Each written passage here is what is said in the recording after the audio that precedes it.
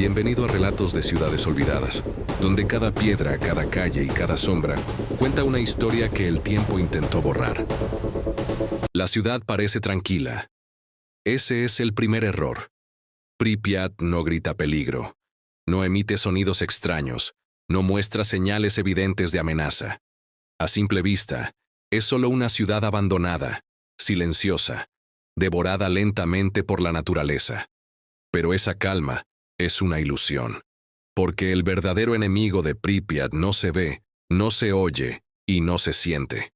Y justamente por eso, sigue siendo letal. Después de la evacuación de 1986, muchos pensaron que el peligro desaparecería con el tiempo, que la radiación se disiparía, que el lugar se volvería seguro, que la ciudad podría ser recuperada.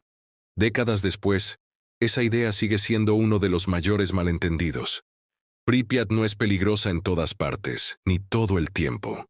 Es algo mucho peor. Es impredecible. La radiación no se distribuyó de manera uniforme. No cayó como una lluvia pareja sobre la ciudad. Se movió con el viento, se concentró en ciertos lugares, se pegó a superficies específicas y quedó atrapada donde nadie podía verla. Por eso, caminar por Pripyat es caminar sobre una trampa invisible.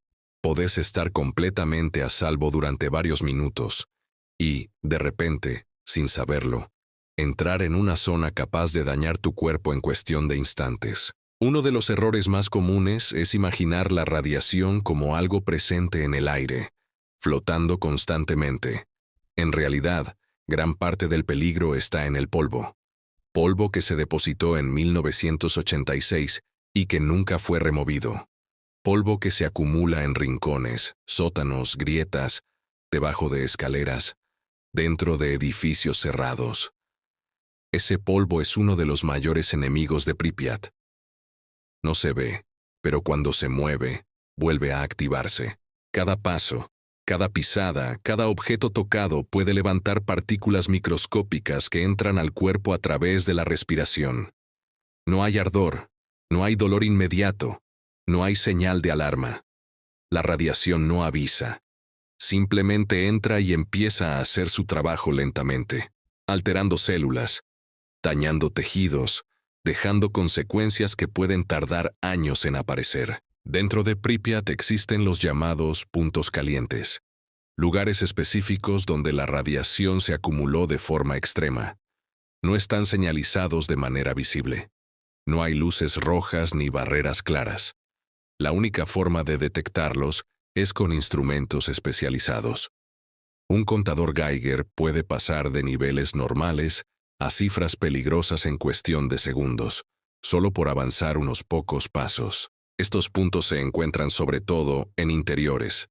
Edificios que parecen inofensivos por fuera, esconden zonas mortales en su interior.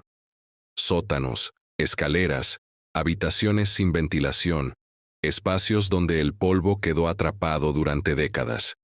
Muchos exploradores creen que el mayor peligro está en el exterior, pero en realidad, el interior de los edificios es donde Pripyat muestra su rostro más letal. Pripyat es un ejemplo de cómo un lugar puede parecer seguro sin serlo. No hay olor, no hay sonido, no hay advertencia clara. El peligro está en la invisibilidad, en la confianza, en la idea de que, si no duele, no pasa nada. Esa lógica es la que ha llevado a muchas personas a exponerse innecesariamente. Con el paso de los años, el turismo controlado comenzó a abrirse paso.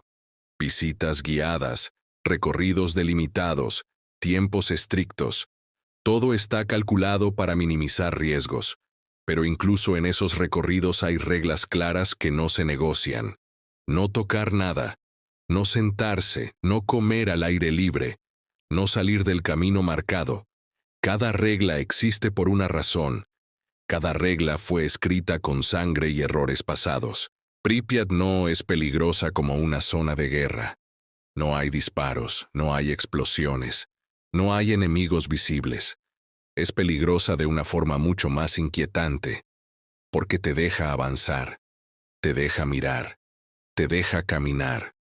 Y mientras tanto, va haciendo su trabajo sin que lo notes. Esa es la razón por la que esta ciudad todavía mata. No porque quiera, no porque ataque, sino porque fue transformada en algo que ya no puede convivir con el ser humano.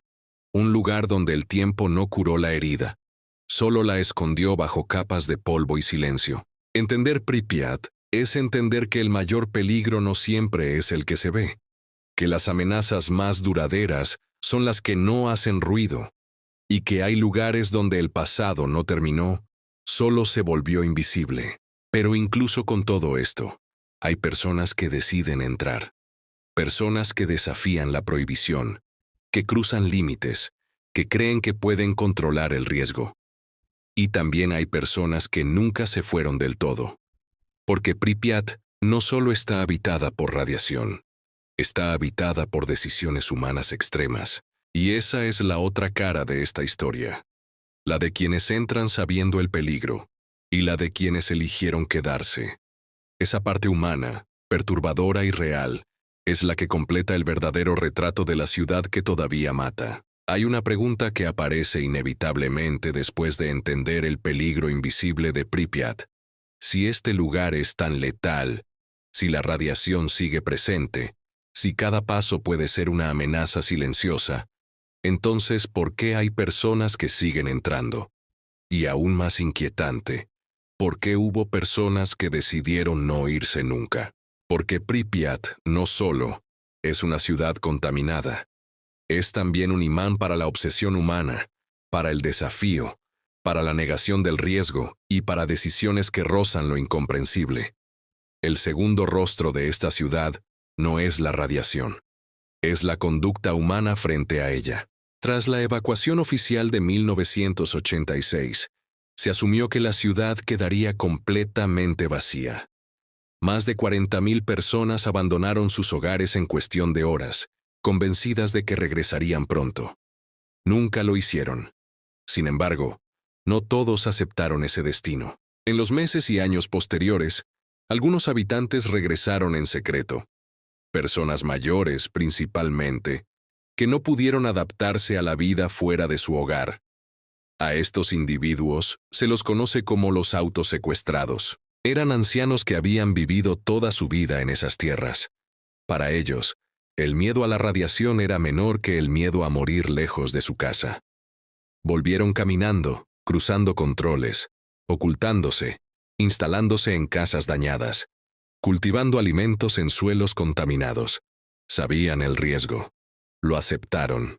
Eligieron morir en casa antes que vivir en un lugar ajeno. Muchos de ellos sobrevivieron años, incluso décadas. Este hecho fue usado por algunos como prueba de que el peligro estaba exagerado. Pero la realidad es mucho más compleja. No todos murieron rápido. Algunos desarrollaron enfermedades graves.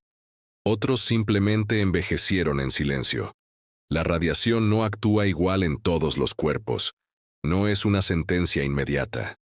Es una ruleta lenta. La existencia de estos habitantes alimentó un mito peligroso.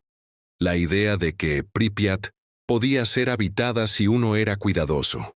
Esa narrativa fue adoptada por exploradores ilegales, aventureros y curiosos que comenzaron a entrar sin autorización. Personas que buscaban adrenalina, fotografías extremas o la sensación de caminar por un lugar prohibido. Estos exploradores, conocidos como stalkers, se infiltran en la zona de exclusión esquivando controles. Permanecen días enteros dentro del territorio contaminado. Duermen en edificios abandonados. Comen alimentos que llevan consigo y se mueven sin guías ni instrumentos adecuados. Algunos documentan sus incursiones. Otros no regresan. La mayoría subestima el peligro. Creen que mientras no toquen nada y no pasen demasiado tiempo, estarán a salvo. Pero Pripyat no castiga de inmediato. Eso es lo que la hace traicionera. El daño puede aparecer meses o años después, y cuando lo hace, ya no hay forma de rastrear el origen con certeza. Hubo casos de personas que, tras múltiples incursiones, desarrollaron problemas de salud inexplicables, trastornos inmunológicos, fatiga crónica, afecciones respiratorias, cánceres tempranos. No siempre se puede probar una relación directa, pero el patrón existe. Y se repite. También existe otro grupo, el turismo autorizado. Personas que entran legalmente, acompañadas por guías, siguiendo rutas seguras, con tiempos controlados. Este turismo ha crecido con los años, impulsado por la curiosidad histórica y el morbo. Pripyat se convirtió en un símbolo cultural. Series, documentales y videojuegos reforzaron su imagen mítica. El problema es que la repetición constante de imágenes crea desensibilización. La ciudad deja de parecer peligrosa y comienza a parecer solo abandonada. Un decorado, un escenario postapocalíptico. Esa percepción es peligrosa, porque transforma un lugar real, con riesgos reales, en una atracción. Incluso dentro del turismo controlado, existen errores. Personas que se salen del camino para una foto, que se apoyan en paredes, que se sientan en bancos cubiertos de polvo, que tocan objetos para sentir que estuvieron allí de verdad. Cada uno de esos gestos rompe una barrera de seguridad invisible. Hay guías que han contado cómo los contadores Geiger se disparan de repente en lugares que visitan a diario. Cómo una simple ráfaga de viento puede levantar polvo contaminado. Cómo un movimiento mínimo cambia las condiciones. Pripyat no es estable, no es predecible. Eso no ha cambiado. Pero quizá el aspecto más perturbador es el psicológico. Pripyat afecta la mente tanto como el cuerpo. El silencio absoluto. Los edificios vacíos. Los juguetes abandonados. Las escuelas detenidas en el tiempo. Todo construye una sensación de irrealidad. Como si la ciudad estuviera esperando algo. Como si no estuviera completamente muerta. Muchas personas describen una necesidad extraña de volver, un impulso irracional, como si Pripyat dejara una marca, no una maldición, sino una impresión profunda. Es el peso de una tragedia congelada en el tiempo. Caminar por una ciudad que murió de un día para otro deja una huella emocional difícil de borrar. Este impacto psicológico también explica por qué algunos no respetan los límites. Porque sienten que están en un lugar fuera de las reglas normales, un espacio donde el tiempo se rompió, donde la lógica cotidiana no aplica. Esa sensación lleva a errores. Y en Pripyat, los errores no siempre se pagan de inmediato. La ciudad sigue siendo un laboratorio involuntario, un recordatorio permanente de lo que ocurre cuando el control se pierde, no solo a nivel tecnológico, sino humano. Decisiones apresuradas, información ocultada, evacuaciones tardías. Pripyat es el resultado de una cadena de errores, y hoy sigue acumulando nuevas consecuencias. La radiación disminuirá con los siglos. Algunas zonas se volverán seguras antes que otras, pero Pripyat nunca volverá a ser lo que fue. No porque los edificios estén en ruinas, sino porque la confianza se perdió para siempre. Nadie puede vivir tranquilo en un lugar donde el suelo puede enfermarte sin avisar. Y sin embargo, la ciudad atrae. A investigadores, a turistas, a curiosos, a soñadores. Porque Pripyat no es solo un sitio contaminado. Es una advertencia tangible. Una ciudad convertida en memoria física. Un lugar donde el pasado no está escrito en libros, sino incrustado en las paredes. Entender por qué la gente entra a Pripyat. Por qué algunos se quedaron y por qué otros regresan una y otra vez, es entender algo más profundo.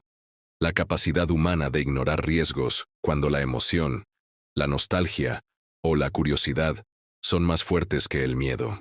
Pripyat no necesita fantasmas. No necesita leyendas sobrenaturales. Su historia real es más inquietante que cualquier ficción. Porque todo lo que ocurrió allí fue causado por personas. Y todo lo que sigue ocurriendo también. La ciudad que todavía mata no lo hace por maldad. Lo hace porque fue empujada más allá de un límite invisible. Y ese límite, una vez cruzado, no se puede deshacer. Y aún queda una pregunta abierta. ¿Qué pasará cuando la memoria se diluya? Cuando las nuevas generaciones vean Pripyat solo como un lugar interesante, lejano, casi inofensivo. ¿Qué ocurre cuando el respeto se transforma en curiosidad vacía? Porque Pripyat no necesita ser visitada para cumplir su función. Basta con entenderla. Y eso nos lleva al siguiente nivel de esta historia. No lo que ocurrió allí, ni quién entra ahora, sino lo que Pripyat le enseñó al mundo. Y si realmente aprendimos algo de la ciudad que todavía mata.